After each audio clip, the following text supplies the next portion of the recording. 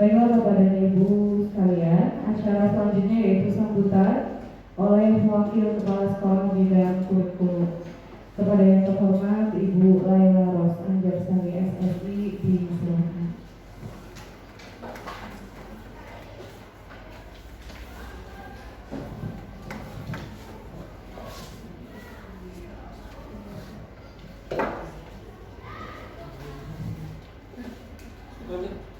Bismillahirrahmanirrahim. Assalamualaikum warahmatullahi wabarakatuh. Waalaikumsalam warahmatullahi wabarakatuh.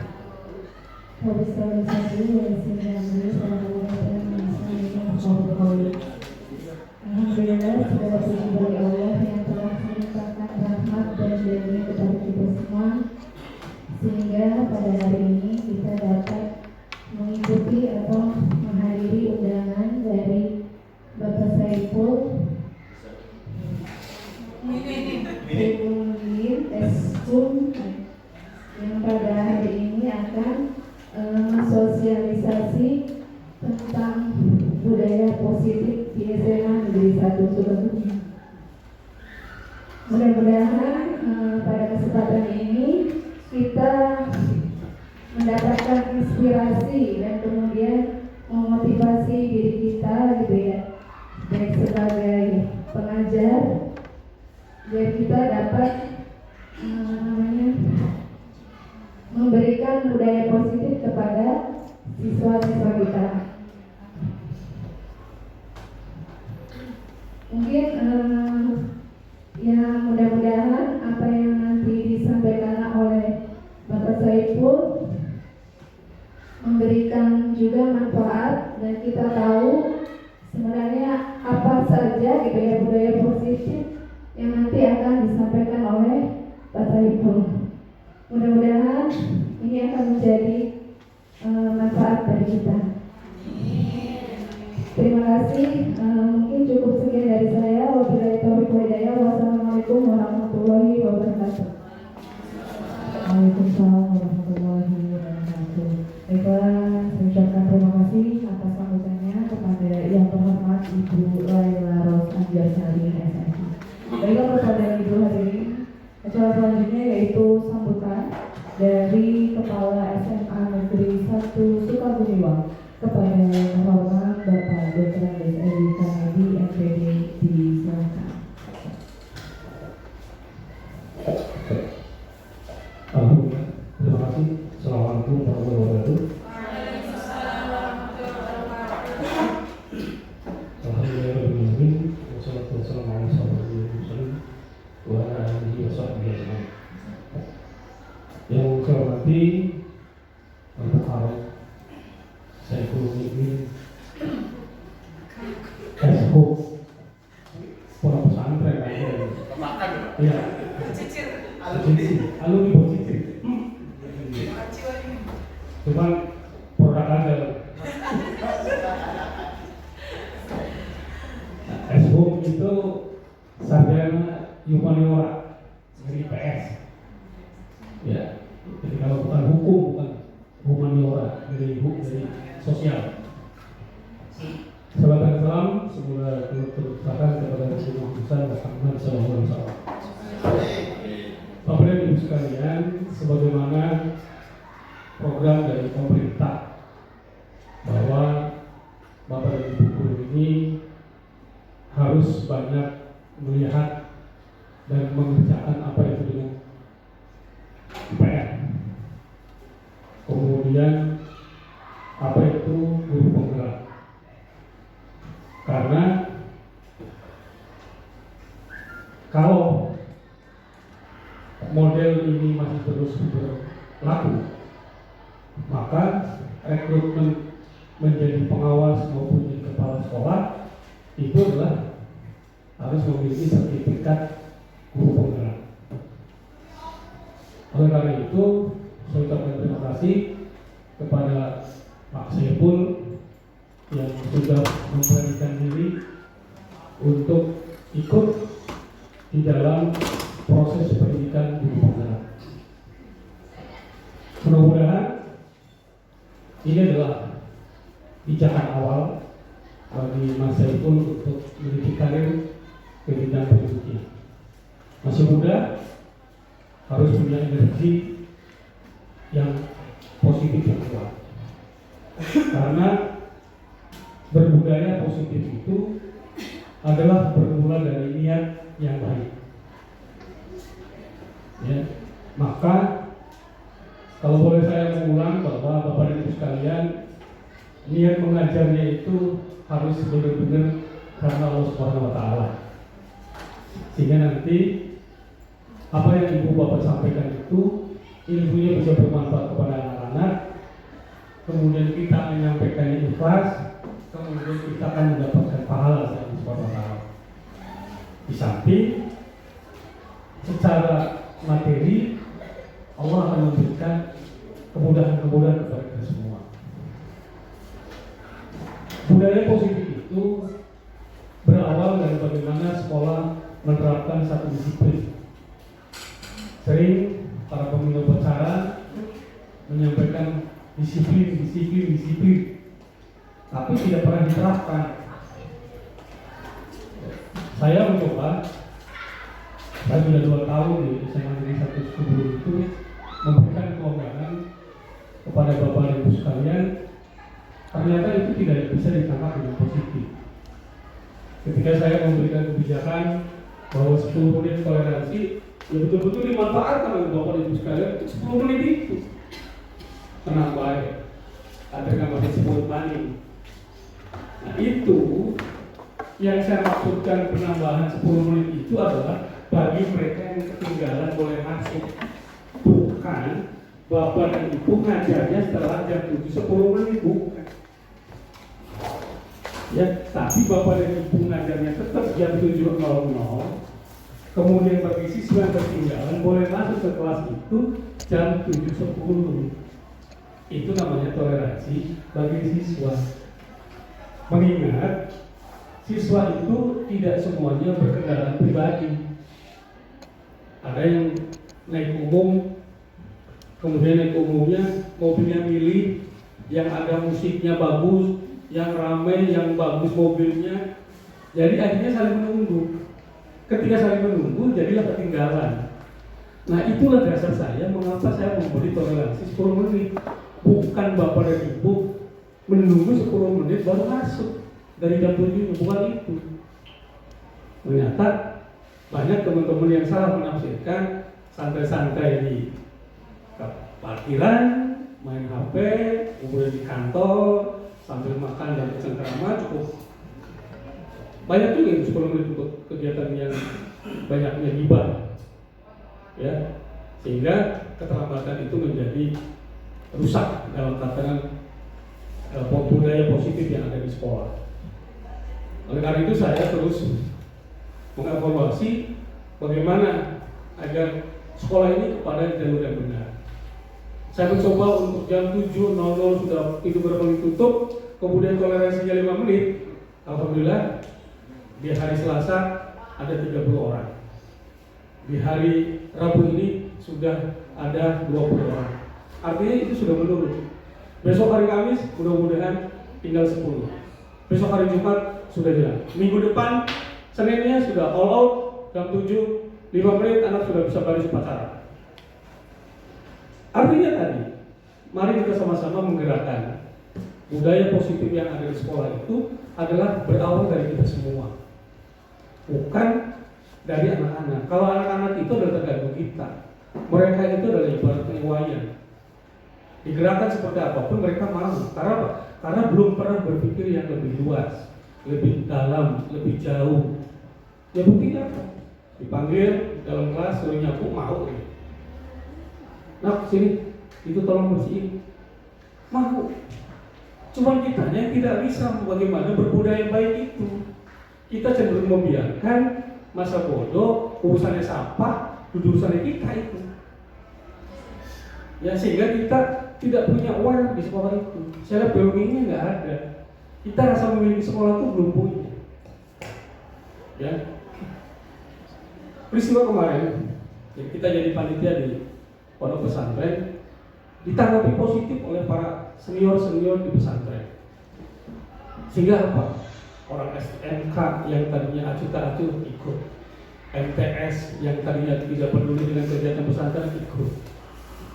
Tinggal bagaimana saya yang sudah menggagas dengan pihak pondok pesantren untuk ada pertemuan pengajian dengan Buya yang selama ini belum terwujud.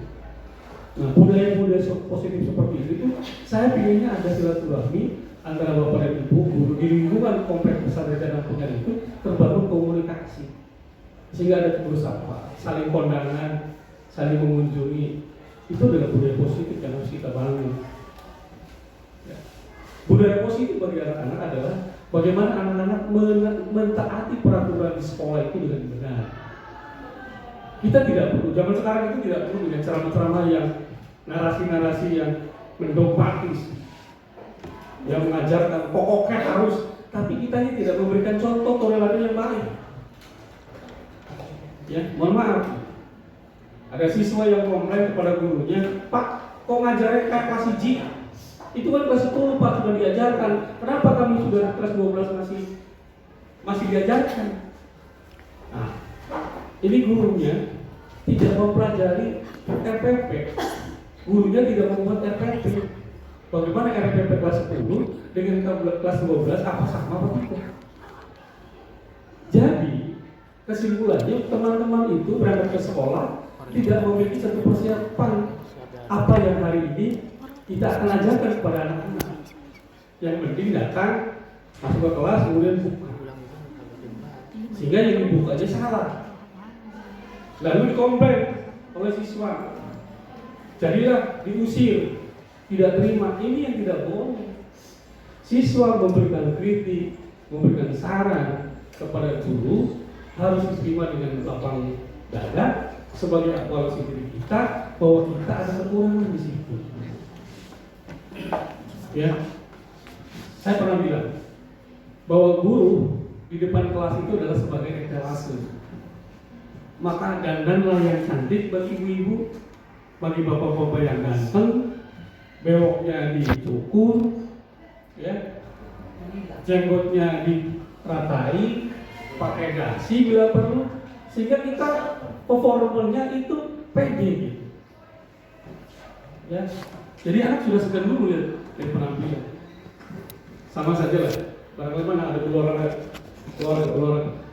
olahraga itu ketika akan bertanding, ketika lihat temannya, lawannya itu pakai kostumnya seragam, kemudian pemanasannya luar biasa, itu lawan sudah down. Padahal ketika pertandingan di lapangan kalah, tapi lihat penampilan, keren nih seragamnya, jersinya bagus, mahal, sepatunya bagus-bagus, itu lawan sudah down. Walaupun praktek di lapangannya belum tentu dia menang, tetapi secara performa kita sudah meyakinkan teman, sudah meyakinkan lawan, sudah menang 1 poin, 1 kredit yang kita miliki. Begitupun kita. Ya, kalau kita performanya sudah baik, sudah siap, nggak mungkin akan dilecehkan oleh siswa.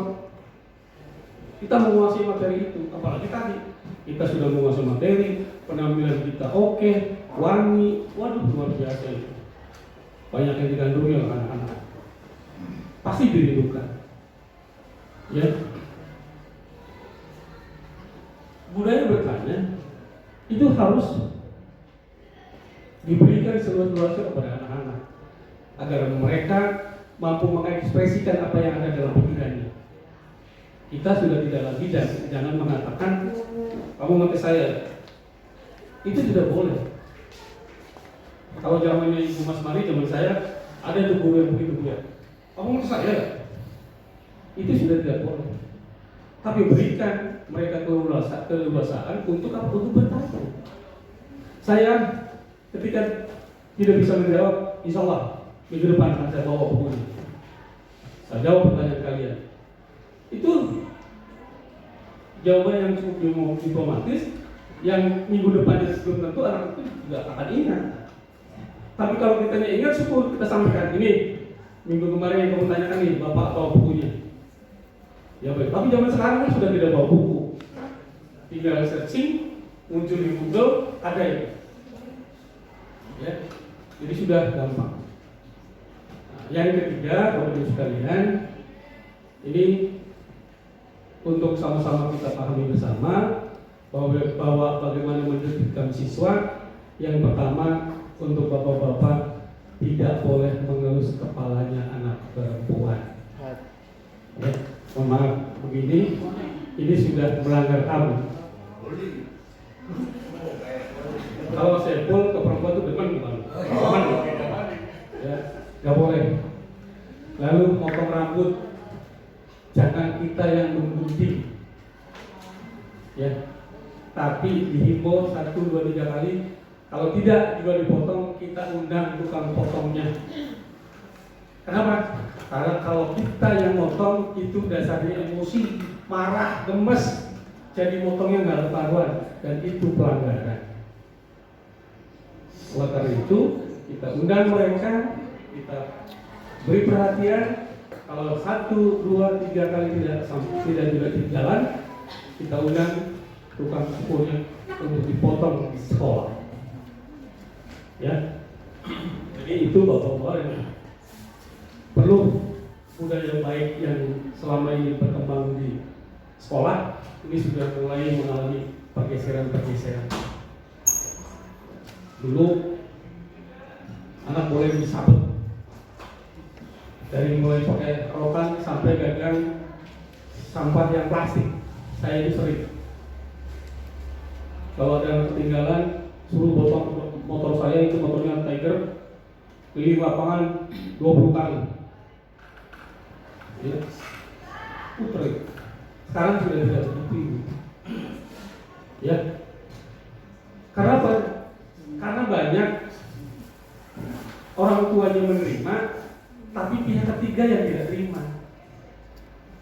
Contoh, saya pernah potong celananya siswa, dipotong, kemudian pemegang sekali, datang orang tuanya yang salah, dia bohong kan, salahnya kayak gitu. Tapi tetangga depannya itu tidak terima, dilaporkanlah ke polisi. Ya, cuman saya ngomong dengan bapak dengan saya mau taruh ke polisi. Bapak punya duit berapa? Dipanggil ke polisi, bapak ongkos sendiri. Berapa kali saya ke Indramayu, kantor Indramayu. Nah, saya mau di sekolah, tidak ada masalah. Orang tua mikir begitu tadi, bisa pagi saya sih dari dulu juga nggak apa-apa, cuman tetangga saja yang tidak suka. Nah ini barangkali banyak kejadian-kejadian orang tua siswa yang tidak terima kepada perlakuan guru itu diakibatkan oleh pihak-pihak ketiga. Oleh karena itu, sekali lagi saya pesan titip kepada Bapak Ibu sekalian, perlakukan anak kita sebagaimana anak kita di rumah, agar budaya positif ini menjadi kondusif di sekolah. Anak-anak untuk tetap dihimbau, didorong untuk belajar, jangan untuk melepaskan buku begitu saja. Jangan terlalu banyak main game ketika di dalam kelas. Kontrol Bapak dan Ibu keliling di seputaran kelas ketika kita sedang berada di dalam kelas untuk mengawasi anak-anak penggunaan di dalam bermain HP. Demikian saja yang saya sampaikan. Oh ya, terima kasih Ibu Hani dan tim yang videonya SMA Negeri 1 Sukabumi sudah dipublikasi oleh KCD 9 tentang 3 dosa besar dalam dunia pendidikan. Beri aplaus seperti itu. Assalamualaikum warahmatullahi wabarakatuh. Waalaikumsalam warahmatullahi wabarakatuh. Kami ucapkan terima kasih kepada yang terhormat Bapak Andes Edi Kanedi MPD atas sambutannya.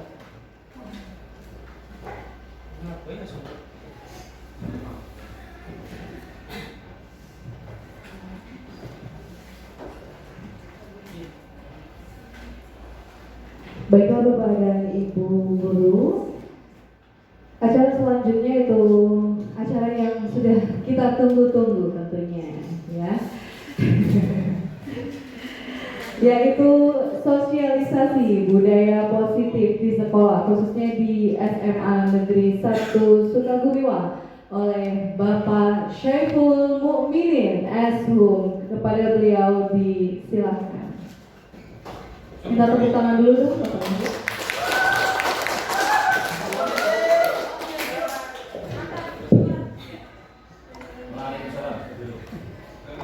Bismillahirrahmanirrahim. Assalamualaikum warahmatullahi wabarakatuh. Sebelumnya saya ucapkan terima kasih kepada Bapak Kepala, Bapak Ibu Wakasek, dan Bapak Ibu Guru atas undangan yang saya sampaikan, kirimkan untuk mengikuti sosialisasi budaya positif. Sebelum itu sebenarnya saya cuma mau berbagi saja kepada Bapak Ibu Guru di sekolah saya, yaitu SMA Negeri 1 Sukagumiwa. Karena sebenarnya saya tahu dan saya di sini bukan mau menggurui atau sudah kayak berubah, enggak. Saya di sini cuma mau berbagi dan ingin mendapatkan kolaborasi dari Bapak Ibu, terutama Bapak Ibu wali kelas 10, di mana dalam nanti kita akan berbagi tentang budaya positif di sekolah dan juga nanti di kelas, di mana nanti itu berkesinambungan. Kenapa saya mau mengundang Bapak Ibu wali kelas 10? Karena target saya itu wali kelas 10, di mana kita sudah menerapkan kurikulum merdeka di kelas 10 itu. Dan nomor satu memang karena saya itu pengen ada perubahan pada diri kita masing-masing, karena semua yang kita lakukan itu kita mulai dari diri kita. Kalau diri kita tidak mau untuk melakukan hal baik, maka sampai kapanpun kita tidak akan melakukannya, karena orang lain tidak bisa memaksa kita, karena kita sendiri yang bisa memaksa diri kita. Maka dari itu nanti untuk kedepannya silakan Bapak Ibu untuk memulai dari diri sendiri dulu. Baik, silakan Hasan untuk berikutnya.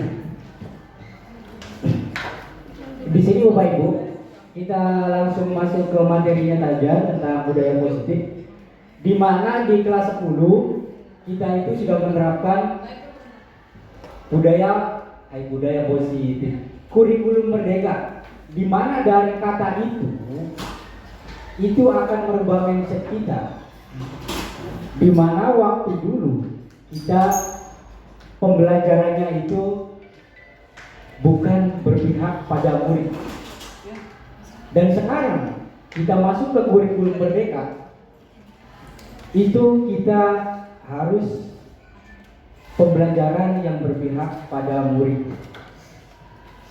Kalau kita tidak mau merubah mindset kita bahwa pembelajaran kita berpusat pada murid, maka kurikulum merdeka tidak akan tercipta di sekolah ini. Dan hal tersebut akan dimulai dengan budaya positif yang sebentar lagi kita semua akan berkolaborasi untuk menerapkan budaya positif di sekolah kita. Di mana budaya positif itu ada konsep inti dari budaya positif, ada disiplin positif, ada nilai-nilai kebijakan, ada kebutuhan dasar manusia, ada motivasi perilaku manusia, ada posisi kontrol, ada segitiga restitusi, ada keyakinan kelas. Terima kasih Ibu sudah mau datang di undangan saya. Di mana dari ke-7 hal ini itu kita harus bisa mempraktekkannya di kelas. Kita akan mulai dari disiplin positif dan yang terakhir di segitiga restitusi. Silakan next Mas Andi. Nah, sebelum masuk ke hal berikutnya, kita memahami dulu ada miskomunikasi tentang teori kontrol, yang dimana kita dulu masih memegang atau ilusi-ilusi tentang teori kontrol. Di mana pertama, ilusi kontrol itu ilusi guru mengontrol murid. Bapak Ibu yang hebat, ilusi guru mengontrol murid. Pasti Bapak Ibu dari dulu itu yakin bahwa Bapak Ibu itu bisa mengontrol murid. Di mana sebenarnya dalam kurikulum Merdeka semua pembelajaran di dalamnya itu merdeka. Tidak ada yang saling mengontrol. Semua atas kemauan sendiri dan untuk menciptakan karakter bagi dirinya supaya sadar bahwa saya itu melakukan sesuatu dan melakukan hal baik untuk diri saya dan kita sebarkan ke orang lain. Makanya kita mungkin masih sekarang masih mengikuti tadi ilusi guru mengontrol murid. Dan yang kedua, ilusi bahwa penguasaan positif, efektif dan bermanfaat. Di mana kita menjudge bahwasanya kamu itu harus begini, nanti akan begini. Kamu itu harus melaksanakan upacara bendera biar kamu itu disiplin. Akan tetapi dalam diri anak itu kadang menolak dengan hal itu. Dan kita mungkin masih terjebak di dalamnya untuk melakukan hal tadi, bahwa semua penguatan positif itu bermanfaat. Tidak semuanya, karena mungkin murid itu tidak menginginkan hal itu. Itu yang patut kita pahami. Yang ketiga, ilusi bahwa kritik dan membuat orang merasa bersalah dapat menguatkan karakter. Pernah tidak? Saya pernah mengalami hal itu. Membuat orang merasa bersalah untuk menumbuhkan karakter pada diri siswa. Mungkin Bapak Ibu juga pernah. Iya. Kamu itu seperti itu, kamu harusnya itu jangan seperti itu. Kamu itu harusnya jangan bolos. Gimana nanti kalau bolos kamu akan seperti ini, seperti ini. Itu maksud dari membuat mereka rasa bersalah. Iya, mereka pada saat waktu itu menyadari bahwa saya itu salah. Tapi yang perlu kita garis bawahi, di mana keinginan anak untuk tidak melakukan hal itu akan menumpuk di dalam dirinya, yang nanti suatu saat keinginan tersebut untuk menolak bahwasanya kamu itu salah itu bisa keluar dalam diri anak, dan efeknya itu mungkin atau kebanyakan bisa melukai diri si siswa. Jadi siswanya itu mentalnya kalah. Bahkan bisa melukainya apa, bisa bunuh diri dan lainnya, karena mereka merasa bersalah. Saya itu selalu disalahkan, dan itu yang dipendam dalam mahasiswa. Kapan itu sebagai, kalau saya sebut sebagai bom waktu dalam diri anak. Kalau mereka sudah tidak kuat, mereka bisa melakukan hal negatif yang bisa melukai dirinya, karena mereka terus diri, kamu salah, kamu salah, kamu salah, dan salah. Dan yang terakhir, ilusi bahwa orang dewasa memiliki hak untuk memaksa. Orang dewasa memiliki hak untuk memaksa. Ini yang kita masih dalam terbelenggu, bahwasanya yang dewasa itu apa yang orang dewasa ucapkan benar. Apa yang diucapkan sama pemimpin kita itu benar. Saya buka-bukaan aja di sini. Karena saya pengen mengubah budaya positif yang ada di sekolah. Akan tetapi, Bapak Ibu sendiri merasakan harusnya bukan begini, harusnya begini. Sama siswa juga seperti itu, Bapak Ibu. Makanya saya bilang di situ adalah miskomunikasi tentang teori kontrol untuk mengontrol murid kita.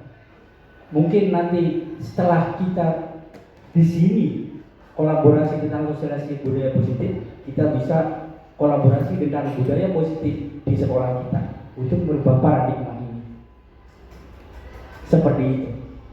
Mungkin berikutnya jadi itu tentang miskomunikasi. Nah, ini di mana stimulus kontrol dan teori kontrol. Stimulus, respon, dan teori kontrol. Saya akan menjelaskan ini juga karena bagian dari nanti akan menciptakan budaya positif di kelas. Di mana di sini ada stimulus respon, ada realitas kebutuhan kita sama. Akan tetapi teori kontrol mengatakan realitas kebutuhan kita berbeda-beda. Jangan menganggap di kelas kita kebutuhan murid kita itu sama. Tidak. Sama seperti halnya tadi dikatakan Bapak Kepala, tidak semuanya kan memiliki kebutuhan sama dengan aturan harus jam 7 datang. Seperti itu. Maka ayo mari kita rubah dari stimulus respon ke teori kontrol, yang dimana akan menumbuhkan sifat positif dalam diri murid. Jangan menganggap di dalam kelas semua siswa itu sama. Yang kedua, ya semua orang melihat hal yang sama. Setiap orang, sedangkan teori kontrolnya, setiap orang memiliki gambaran berbeda. Iya, gambaran siswa kita itu berbeda. Tidak akan sama dengan kita apa yang kita inginkan. Di mana teori kontrol ini kita juga bisa menerapkan di keluarga kita. Seumpamanya orang tua menginginkan anak seperti ini, padahal gambaran di sini anak kita itu tidak menginginkan hal itu. Sama di sekolah juga seperti itu. Jangan menganggap bahwasanya kita melihat semua itu sama. Itu maksud dari hal tersebut. Berikutnya ada kita mencoba mengubah orang agar berpandangan sama dengan kita pada stimulus respon. Akan tetapi dalam teori kontrol itu adalah semua perilaku itu memiliki tujuan. Iya, setiap siswa datang terlambat itu memiliki tujuan. Kenapa dia datang terlambat? Bukan hanya perilaku ini sebagai suatu kesalahan. Sebagai suatu kesalahan, apa kamu terlambat, kamu salah, kamu harus seperti ini. Bukan, semua yang kita lakukan memiliki tujuan. Seperti kita datang, mungkin para guru ada yang datang jam 7 lewat 15. Itu mereka memiliki tujuan. Kenapa kamu datang jam sekian? Ya ada tujuannya, bukan disalahkan. Sama seperti murid kita. Kenapa kamu tidak masuk kelas hari ini? Sudah di gerbang. Gerbang sekolahnya sudah tutup jam 10, jam 7 lewat 10. Ya kan? Jam 7 lewat 10 tutup, balik lagi. Dan berikutnya pada saat ketemu kita lagi di kelas, pada pembelajaran kamu kemarin nggak berangkat, kamu harus lari-lari atau dan lainnya. Tapi kita belum tahu alasan kita. Kenapa alasan murid kita? Kenapa dia terlambat? Seperti itu maksud dari semua perilaku itu memiliki tujuan. Itu Bapak Ibu. Kemudian ada orang lain bisa mengontrol saya dalam stimulus respon. Tapi dalam teori kontrol hanya Anda yang bisa mengontrol diri Anda. Hanya kita yang bisa mengontrol, bukan orang lain. Oke, baik, kita buktikan ya. Kita buktikan sekarang. Orang lain tidak bisa mengontrol kita. Hanya diri kita yang bisa mengontrol kita. Ada pada satu, dua orang ada pada. Biasa saja. Mau cewek kebok, coba ada pada. Silakan. Kita buktikan bahwasanya dari teori stimulus respon ke teori kontrol, bahwasanya orang lain bisa mengontrol saya, tapi dalam teori kontrol hanya Anda yang bisa mengontrol diri Anda. Silakan genggam tangan Anda masing-masing kayak gini. Kayak gini masing-masing. Iya. Iya, kayak gini. Masing-masing satu. Bebas. Yang sebelah kiri, yang sebelah kiri mana ya? Sebelah kiri lawannya. Yang sebelah kiri lawannya, rayu temennya untuk membuka genggaman tangan. Silakan. Kita buktikan bahwa orang lain bisa mengontrol kita. Jadi sekuat hati apa rayuan kamu, rayuan Bapak Ibu yang kami bisa membuka tangan. Ini salah satu bukti. Ayo, ya kan? Kita buktikan kan? Ayo, silakan dengan rayuannya. Gak mau kan?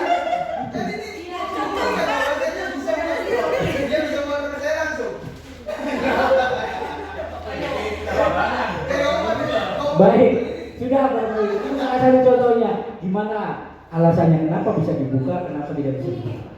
Silakan Bapak Bumit berkomentar. Alasan bisa dibuka.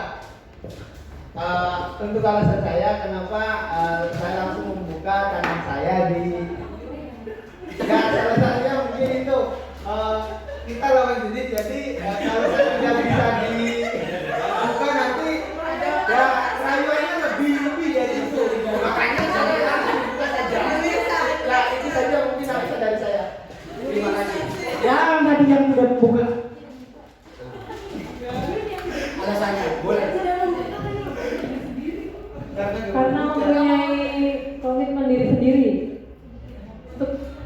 buka, tidak. God, tidak mau, jangan.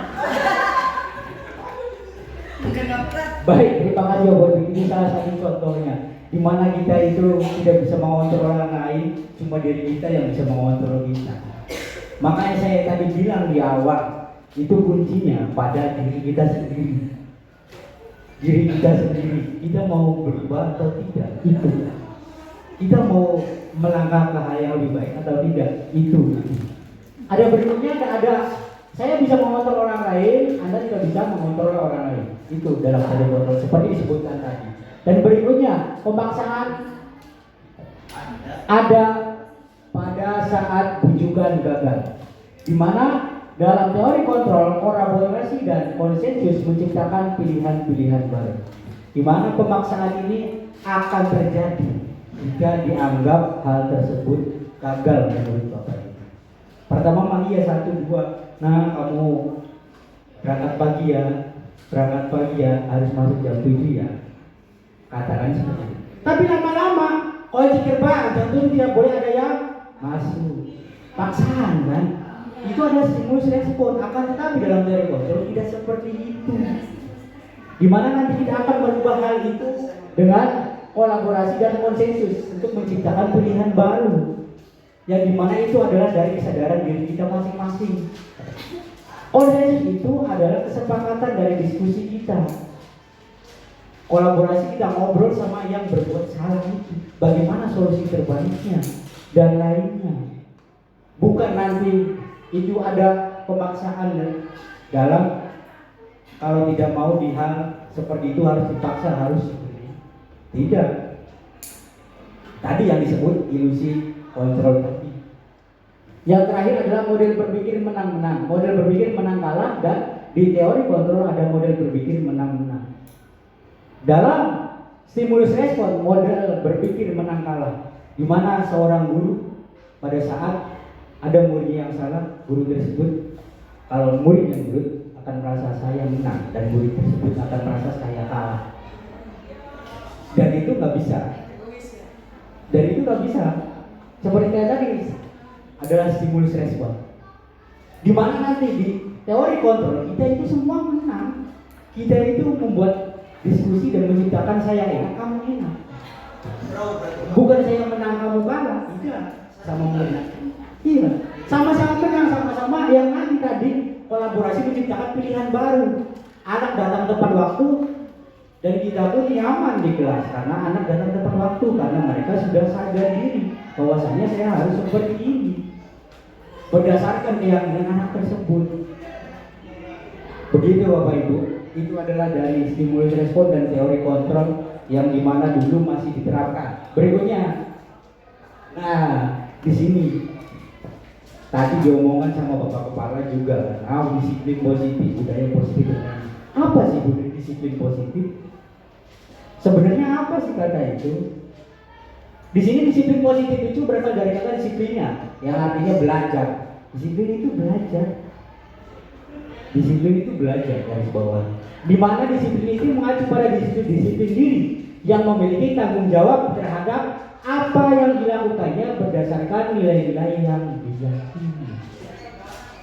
Belajar untuk bertanggung jawab berdasarkan nilai-nilai yang diyakini. Belajar untuk bertanggung jawab, saya dan murid saya akan datang jam 7 sesuai keyakinan kita dan murid kita. Itu makna dari disiplin yang nanti kita akan berawal dari situ untuk kedepannya. Yang nanti disiplin positif itu adalah merupakan salah satu penerapan disiplin yang bertujuan untuk menumbuhkan kesadaran serta memberdayakan murid tanpa imbalan, penghargaan, ancaman, dan hukuman. Tidak ada imbalan, tidak ada hukuman, tidak ada ancaman. Kalau itu sudah terjadi, di mana itu arti disiplin? Di mana semua itu berjalan dengan kemauan sendiri, seperti keyakinan kita terhadap Tuhan kita. Kalau kita mau sholat ya sholat, karena kita sudah yakin. Nah itu yang diinginkan dari budaya positif tersebut, Bapak Ibu. Itu. Seperti itu. Tidak ada lagi kalau seumpamanya yang datang tepat waktu jam 7 nanti dikasih uang 100.000. Bukan. Sudah tidak ada yang kayak gini. Kalau yang tidak datang jam 7 nanti hormat bendera atau membersihkan ruangan di sekolah, tidak. Disiplin itu tadi akan bertujuan untuk menemukan kesadaran dan tanggung jawab dalam diri setiap murid kita. Bukan ada ancaman atau hukuman. Kalau dalam mindset murid kita masih seperti itu, ya nanti seperti kata saya tadi, itu akan menjadi bom waktu pada diri murid.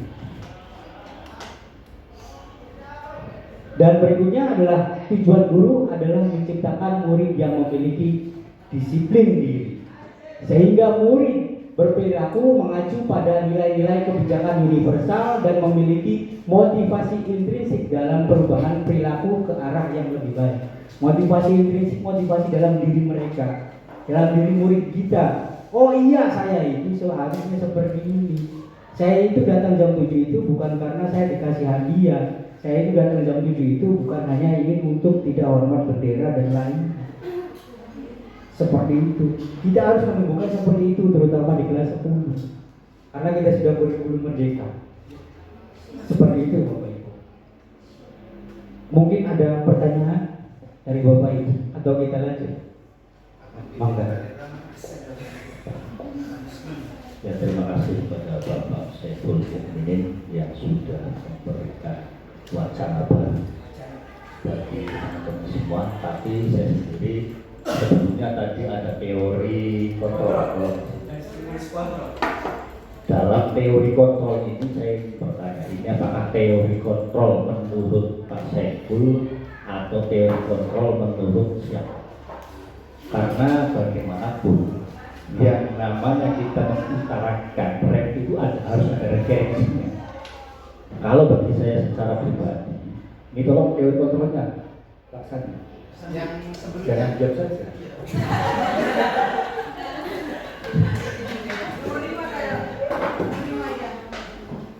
Nah di sini kan Pak Saiful memunculkan ada teori kontrol. Ini referensinya ini dari mana? Apakah karena Pak Saiful sudah mengikuti diklat kemudian memunculkan teori secara pribadi? Sementara yang namanya teori itu harus kita melakukan seminar terlebih dahulu, melakukan kajian terlebih dahulu sehingga memunculkan sebuah teori. Itu yang pertama. Yang kedua, bahwa dalam secara pribadi saya dari dulu sampai sekarang itu sudah merupakan sebuah prinsip itu. Dalam teori itu saya tidak membutuhkan teori yang lain, karena yang lain itu hanya mengingatkan atau menjustifikasi bagi diri saya. Jadi teori yang saya pelajari dalam hal apapun, saya tidak mencari suri tauladan selain Rasulullah, sudah selesai. Karena semua sudah ada di Rasulullah semua. Baik tentang istilahnya kebutuhan kita, tentang istilahnya orang melihat hal yang sama atau berbeda. Karena setiap orang akan memiliki pendapat yang tidak sama, baik dalam teori kontrol maupun teori disiplin. Dan harapan saya, Bapak Ibu yang sudah mengikuti diklat CDP maupun pembatik, ini kan tentunya ada hal yang berlaku. Ya tolong, bisa nggak merubah mindset? Mindset yang paling utama itu adalah seorang pemimpin. Seperti yang dikatakan Pak Saiful tadi. Kalau dari pengeluaran kebijakannya itu sudah tidak tepat, saya yakin bahwa juga tidak tepat. Ini live ini. Yang jelas kalau Bapak Kepala Sekolah mendengarkan juga akan tahu. Tapi kalau misalkan Bapak Ibu pembatik maupun CDP-nya ini kurang tepat, ayo kita ubah. Ya kita ubah dari, mohon maaf ya, para penggeraknya dulu, para pembatiknya dulu. Mencoba bagaimana melakukan diskusi yang jauh, bukan hanya dalam tataran teoritis, tapi dalam tataran praktis.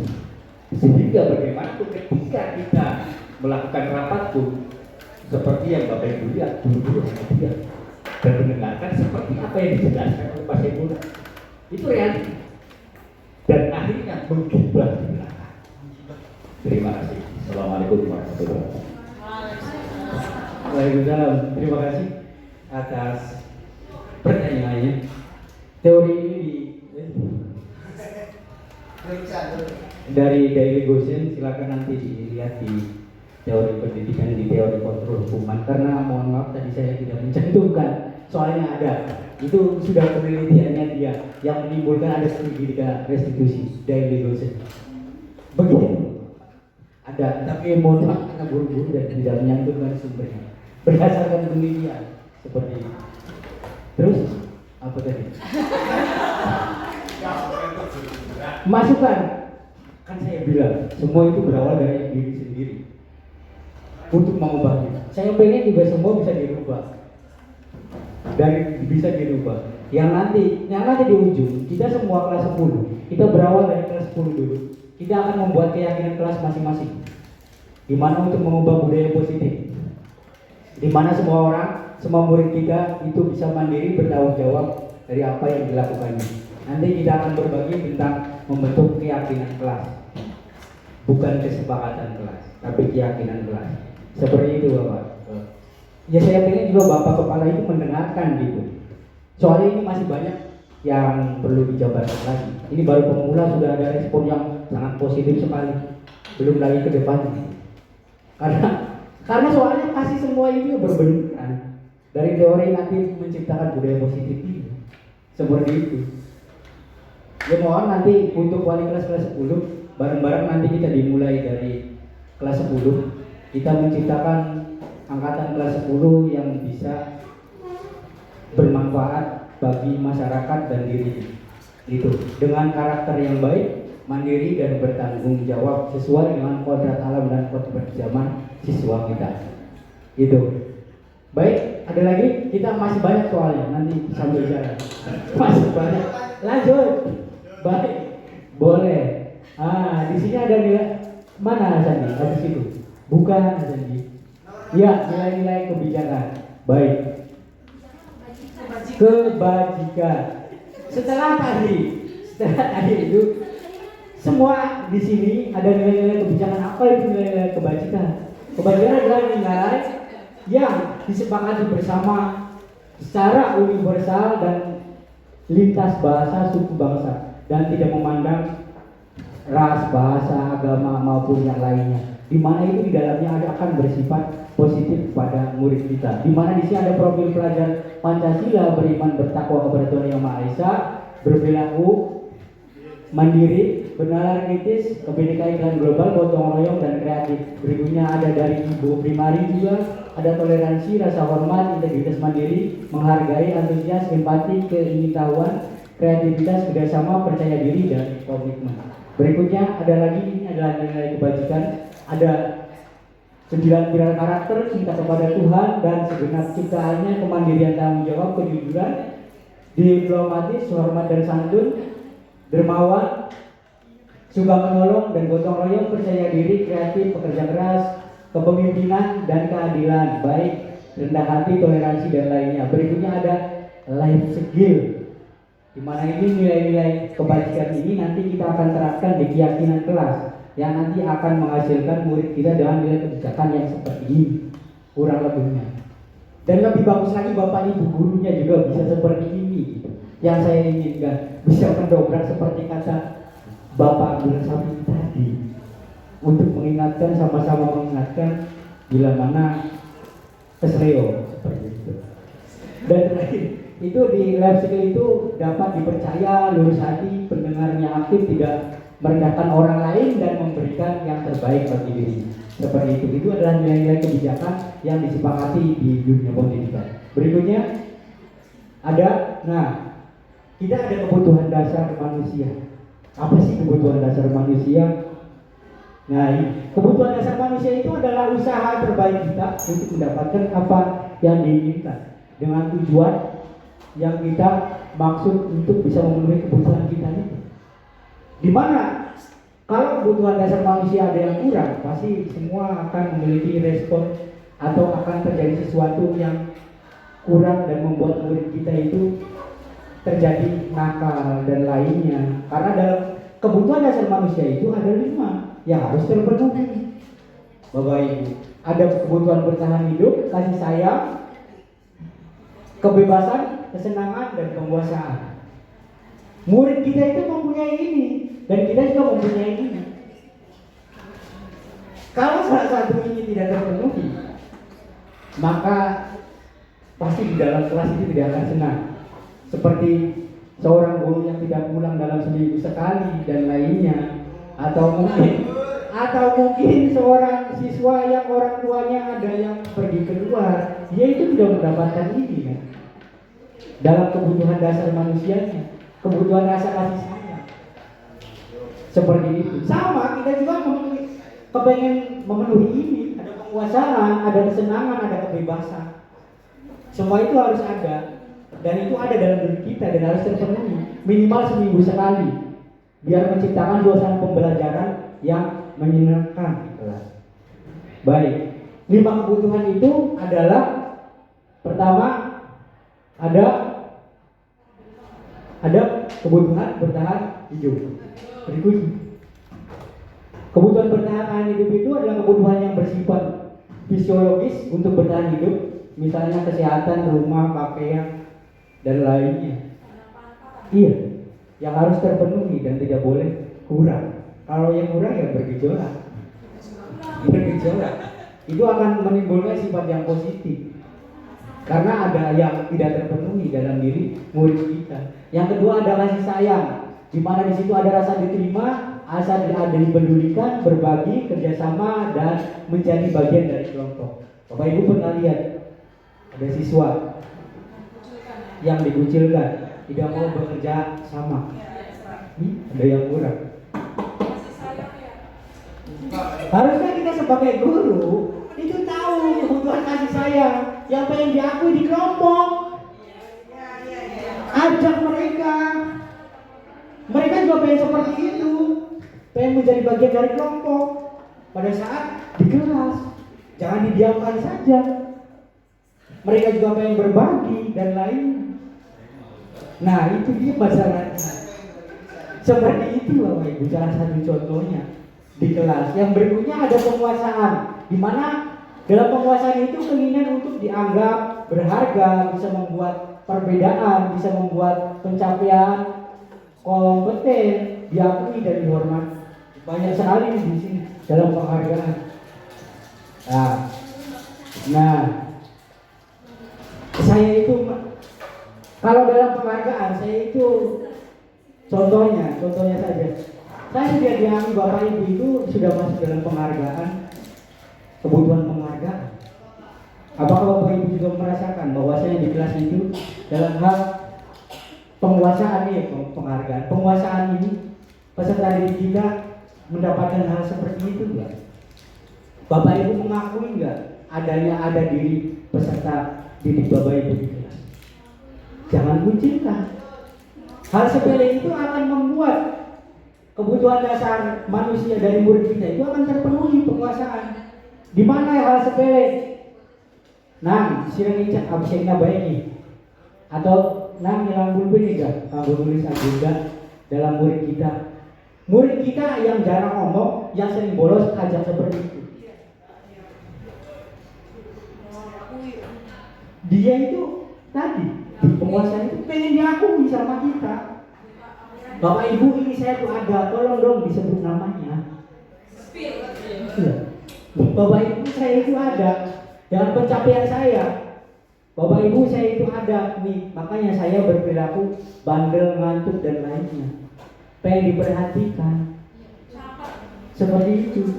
Bapak Ibu saya itu punya penghargaan, dapat piala dan lainnya. Seperti itu. Berikutnya ada kebebasan. Kebutuhan hidup tentang kebebasan. Di mana dalam kebebasan ini ada mandiri, memilih pilihan mereka, mencoba hal baru maupun mengendalikan arah dirinya sendiri. Mencoba hal baru, memiliki arah seperti yang disebutkan tadi pertama. Semua itu punya tujuan masing-masing. Tolong hargai kebebasan murid kita. Murid kita pengen apa juga. Nih, asal dari kebutuhan kebebasan itu kebutuhan dasar manusia. Kalau itu tidak terpenuhi ya tadi sifat negatif dari siswa kita akan muncul. Bolos, siswa bolos di kelas kita. Kenapa bolos? Itu bapak ibu ngajarin anu aja, galak baik. Itu orang yang mancing. Iya. Kebebasan. Mereka itu pengen coba, pengen bebas.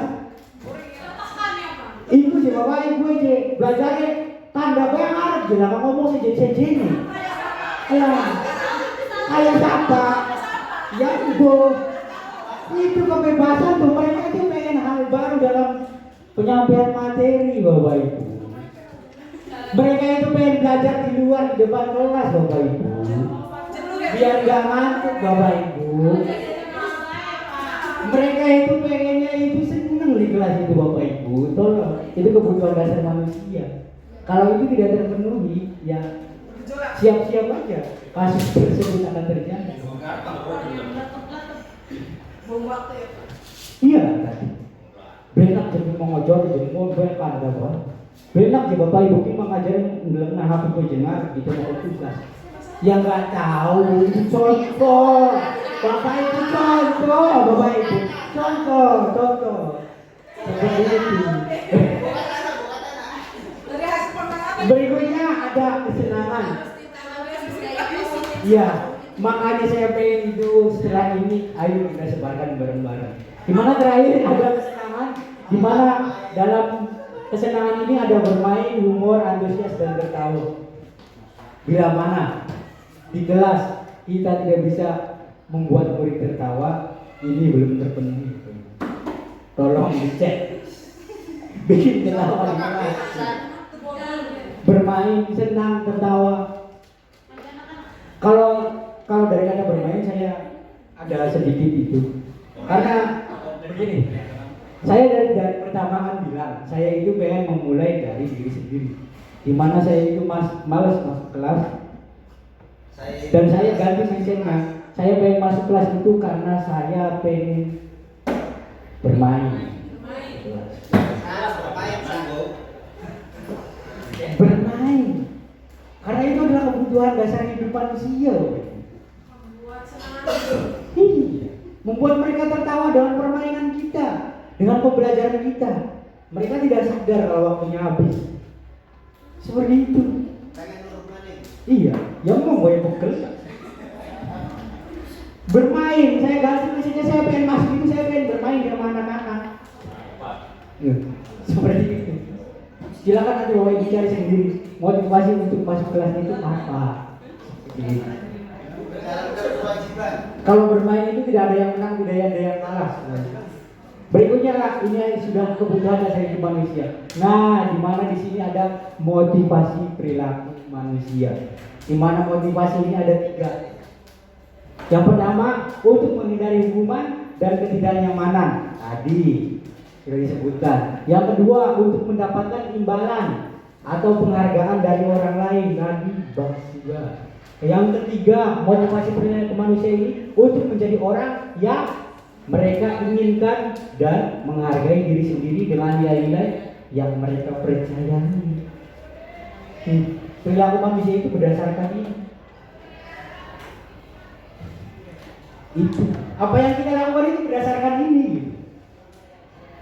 Di mana berikutnya, di mana dari kedua perilaku manusia ini,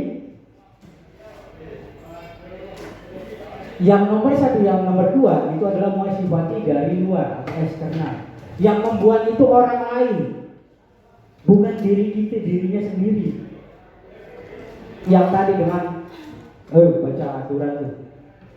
Wow, baca ini seperti yang disebutkan tadi, yang akan menimbulkan nanti hukuman dan konsekuensi. Iya, silakan Ibu Ani, boleh ada yang mau diomongkan katanya. Terima kasih Bapak Ibu Sekalian. Sebelumnya saya ucapkan terima kasih atas materi yang telah disampaikan, sangat luar biasa sekali, memberikan paradigma baru pada kita para guru yang belum mengikuti CGP. Ada beberapa hal yang ingin saya tanyakan. Sebelumnya saya perkenalkan diri lebih dulu perkenal saya gitu ya. Saya Nur Hanifah, guru BK Pak. Guru BK ya. Iya. Sasaran kita itu. Iya betul ya Pak. Materi ini sepertinya ya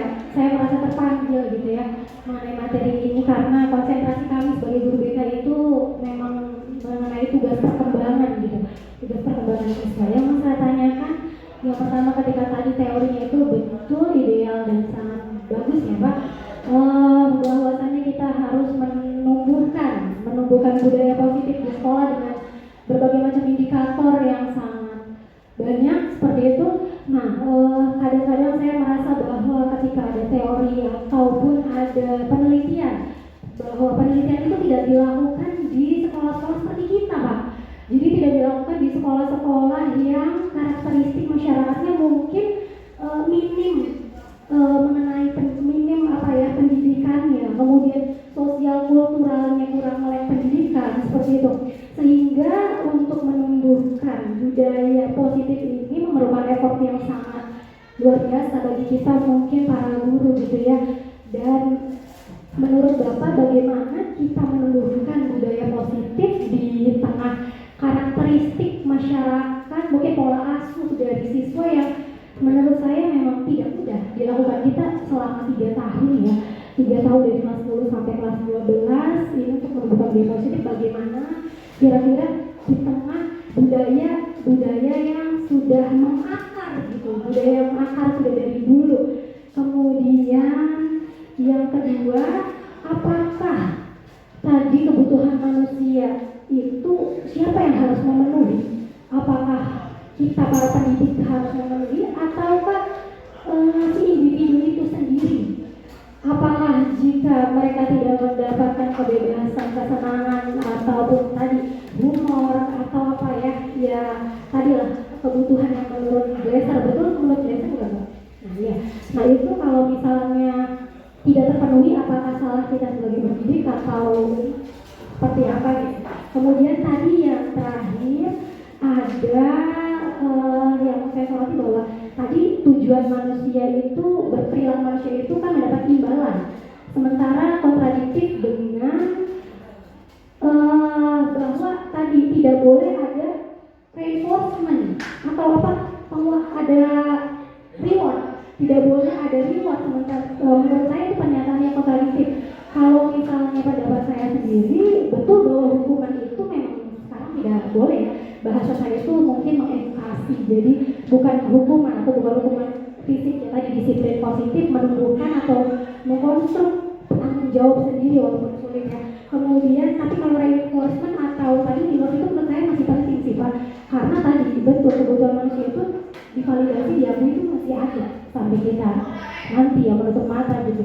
Jadi bagaimana tuh pendapatnya tentang tadi bahwasannya ada pernyataan yang kontradiktif dari awal sama yang di akhir. Terima kasih Bapak. Mau menambahkan boleh? Boleh, karena kita itu sekarang berdiskusi, boleh. Ya, jadi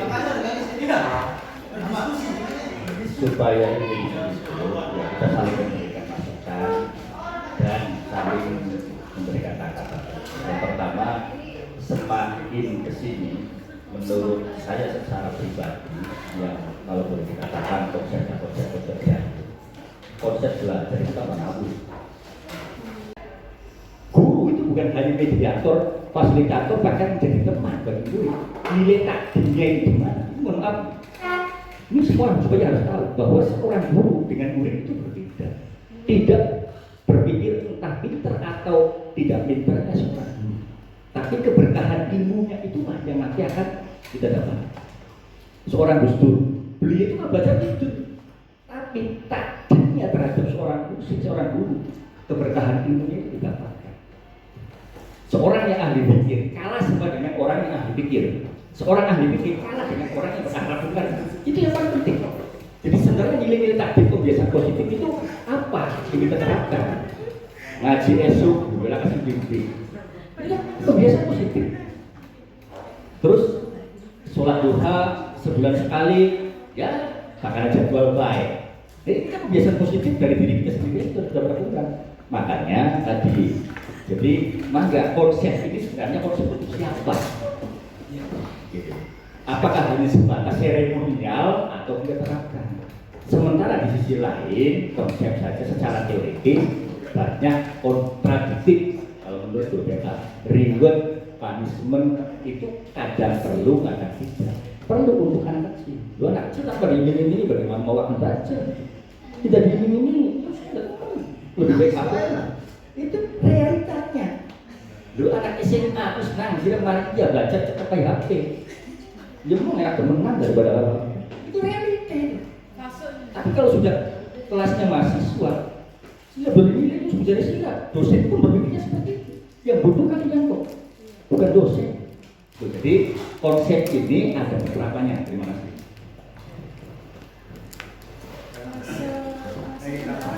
Terima kasih atas masukannya. Nanti satu-satu lupa. Itu juga Karena ini juga belum selesai. Ini udah setengah 12. ya mungkin enggak apa-apa sih sekali kali. Karena ada manusia. Lewat jam 12 Dan Bapak Abdullah Sabri itu menanyakan konsep berkelanjutan. Ya. Untuk membuktikan atau untuk menumbuhkan budaya positif. Iya, makanya setelah ini saya minta kelas 10 bikin keyakinan kelas. Kalau sudah yakin sama seperti kita. Kalau yakin kepada Tuhan kita akan menjalankannya karena asalnya dari situ dulu. Kalau tidak dari situ, tidak mungkin terwujud. Cara meyakinkan siswanya seperti apa, Pak? Ada nanti saya di sini. Oke. Saya jawab. Ada caranya. Kita nanti berada di sini ini masih panjang soalnya. Masih panjang. Berapa slide lagi, Pak? Seperti itu. Sama seperti jawaban Bu Hani tadi. Untuk hal seperti itu. Mulai. Nah, Dijelaskan dulu. Iya. Boleh. Makanya biar semua terjabarkan. Mohon maaf Pak Saiful, kalau dari agenda yang Dari agenda. nanti ada sesi tanya jawab setelah sesi. Enggak ada. Kita itu pun enggak ada tanya jawab. Tapi di sini saya Ini kan peraturan Bu Ade dari hati. dari orang belum pada menanyakan semua. Walaupun keyakinan Pak Saiful ada penyakit. keyakinan kelas. Keyakinan kelas ini sudah mulai kan? Sudah mulai. Keyakinan kelas. Tanya. Pak Ade pembicara saya yang pimpin acara. Oh begitu. Terima kasih Bu Ani sudah mengingatkan. Lanjut. Nanti kita jawab semua. Ada semuanya karena belum selesai. Ada yang ketiga dari perilaku manusia itu datang dari eksternal diri sendiri. Yang tadi disebutkan tuh, iya internal. Untuk menjadi orang yang mereka inginkan dan menghargai diri sendiri dengan nilai-nilai yang mereka percayai. Itu berikutnya setengah 12 soalnya. Ada, nah dari perilaku itu ada ini akan memunculkan ini nih, hukuman konsekuensi restitusi. Ya, ada hukuman itu, pasti hukuman itu di dalamnya tidak terencana atau tiba-tiba. Kayak tadi bilang, kata Bapak, kamu telat tempelan, tiba-tiba anak tidak mengetahui bahwa akan dihukum seperti itu. Iya. Berikutnya ada murid tidak tahu apa yang akan terjadi dari dia atau tidak dilibatkan dengan konsekuensi yang mereka lakukan. Yang terakhir ada berupa hukuman fisik atau psikis. Fisik itu bisa tadi ditempelkan, suruh hormat bendera dan lainnya. Kalau psikis itu mental yang masih akan dirasakan sama murid kita sampai sekarang. Karena saya juga mengalami hal itu sampai sekarang masih ingat. Trauma ya Pak? Bukan, saya debat guru di kelas. Dan akhirnya setelah mendebat guru saya dapat nilai rapot 40 di rapot. Masih ada rapotnya 40. Guru sejarah. Jadi motivasi kan? Motivasi sampai sekarang. Dan ini itu psikis masih ingat. Awas masih ingat. Masih dendam. Masih dendam. Makanya ini tuh kalau dihindarkan tidak ada hukuman. Soalnya ada sampai 5. Ada 5 masih bagus, 4 saya merah, pakai gubern merah, tidak pakai gubern hitam. Pelajaran sejarah sekarang saya jadi guru sejarah. Berarti memotivasi apa? Yang kedua ada konsekuensi. Kalau konsekuensi itu sebenarnya aturan yang sudah dicatat dan ada mereka itu tahu kalau mereka melakukan sesuatu pasti akan terjadi seperti itu. Terencana atau disepakati sesuai aturan, murid tetap dibuat tidak nyaman. Sikap guru selalu memonitor murid, selalu mengawasi. Woi, awas. Kalau kamu tidak seperti itu, aturan baca. Iya, seperti itu. Ini dari konsep konsekuensi. Yang tadi stimulus respon tadi. Jangan suka bolos tuh baca aturan di sekolah itu. Untuk siswa ya? Iya. Bukan untuk guru. Kalau ada tertulisnya, makanya. Nah, yang terakhir ada restitusi. Di mana restitusi ini adalah proses menciptakan kondisi bagi murid. Saya nanya ke Bapak Ibu, kenapa keyakinan bukan peraturan aja? Kalau sudah yakin kita, kalau sudah yakin kan enak jalannya ya. Kita kan apa tuh perlu keyakinan dulu ya. Minang dulu juga harus yakin ya. Iya, minang dulu harus yakin. Kalau nggak yakin ya nggak mau jalan. Terima kasih, ya betul seperti itu. Kalau peraturan itu kita yang buat, kalau keyakinan itu kita membuat bersama-sama murid dan guru. Yang dimana kalau kita sudah yakin kita akan menjalankan, bukan. Kalau kesepakatan kita sudah musyawarah sama mereka, ini bukan peraturan. Kalau peraturan itu kita yang buat, sedangkan keyakinan dan kesepakatan tadi kesepakatan itu sama-sama kita menyepakati bahwa keyakinan kita ini seperti ini. Tapi bukan menjadi peraturan kelas. Tapi dari keyakinan, karena kita dari hal yang mendasar dulu. Ya, bagaimana caranya nanti kita akan membuat, bagaimana cara membuat keyakinan kelas. Yang dimana itu nanti akan tumbuh dari diri siswa tersebut. Berikutnya, nah ini pembentukan keyakinan kelas. Bapak Ibu, pembentukan keyakinan itu dimulai dari Bapak Ibu tanyakan ditulis seperti ini atau banyak kertas tempel. Kita tanyakan pada murid kita di kelas 10, keyakinan kelas itu kita bikin setelah kita keluar dari sini. Tanyakan anak-anak atau murid kita itu pengen mengharapkan kelas seperti apa. Tulis di sini. Iya, silakan. Semua bebas. Siswa kita pengen apa di kelas? Nanti akan terbentuk keyakinan kelas dan nanti kita akan sepakati bersama. Nanti kalau mereka salah kita nembak dengan keyakinan kelas. Keyakinan kelas mana yang Anda langgar? Kita sudah sepakat. Gampang nanti dengan segitiga restitusinya. Makanya seperti kata Bapak Abdullah Sapi tadi, bagaimana tindak lanjutnya? Ini tindak lanjutnya. Kalau keyakinannya tidak sesuai misalnya bagaimana? Apakah keyakinan itu harus Kita itu harus ngobrol sama satu kelas dan kita datang di satu kelas. Tidak boleh ada yang tidak tanda tangan. Iya, kalau misalnya Bukan kan tanda tangan itu ada kesepakatan. Tidak ada tangan nih. Ketika ada tanda tangan itu bukan keyakinan tapi kesepakatan. Keyakinannya dibentuk dari ini dulu. Baru nanti kita sepakat keyakinan itu seperti ini. Ada keyakinan gambarnya. Dari kata-kata itu kita bentuk tadi nilai-nilai kebijakan universal. Seumpamanya jangan buang sampah, jangan jalan sembarangan, itu adalah harapan mereka. Tapi dalam keyakinan kelas yang nanti kita bentuk, itu tidak boleh ada kata-kata negatif dalam keyakinan kelas. Semua keyakinan kelas itu harus dengan kata-kata positif. Kalau tidak boleh buang sampah, buanglah sampah pada tempatnya. Atau kita dengan kata-kata jagalah kebersihan. Kalau kita pengen kompak ya, kita harus saling menghargai orang lain dan menghargai barang milik orang lain. Tuh, langsung kabur. Di mana ini dalam pembentukan keyakinan kelas itu ada bersifat abstrak, berupa pertanyaan universal, dibuat dalam pernyataan positif, sedikit dan mudah diingat, jangan banyak-banyak, sedikit mudah diingat. Sesuai dengan kondisi kelas dan sekolah supaya itu diharapkan. Yang terakhir, semua warga sekolah atau kelas dilibatkan dalam membuat keyakinan kelas. Pokoknya pertamanya itu harapan anak-anak pengen apa di kelas ini gitu. Nah berikutnya, nah ini adalah keyakinan kelas 10-12 yang saya buat. Setelah tadi harapan tadi kita cantumkan dalam kebajikan universal yang tadi Bapak Ibu baca. Di mana di sini seluruh warga kelas 10-12 apa di sini? Gak kelihatan.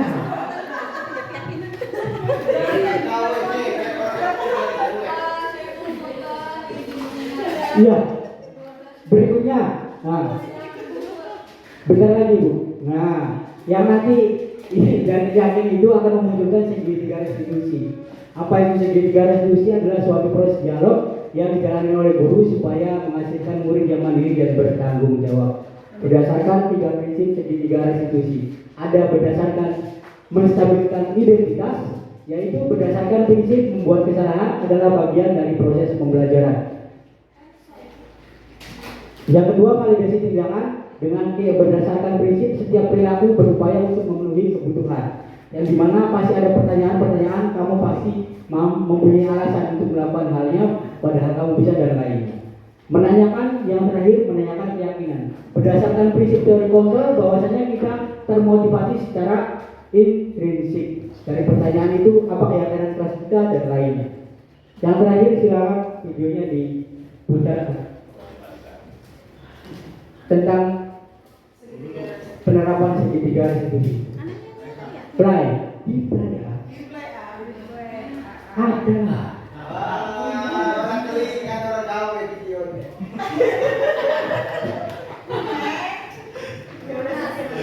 Gak bisa di play.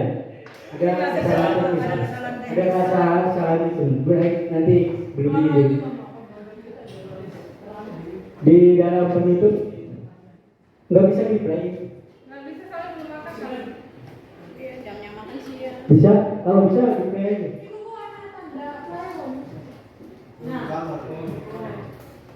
Ada suaranya? Musik. Kurang luas.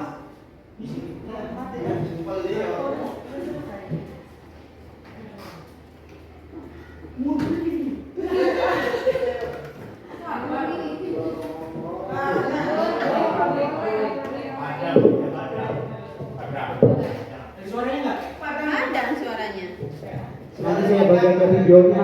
Terima kasih, dan penutupnya adalah standar nasional pendidikan dalam rangka menciptakan lingkungan budaya yang positif. Maka setiap warga sekolah dan program pendidikan perlu saling mendukung, menghayati dan menerapkan kebijakan yang telah disepakati bersama.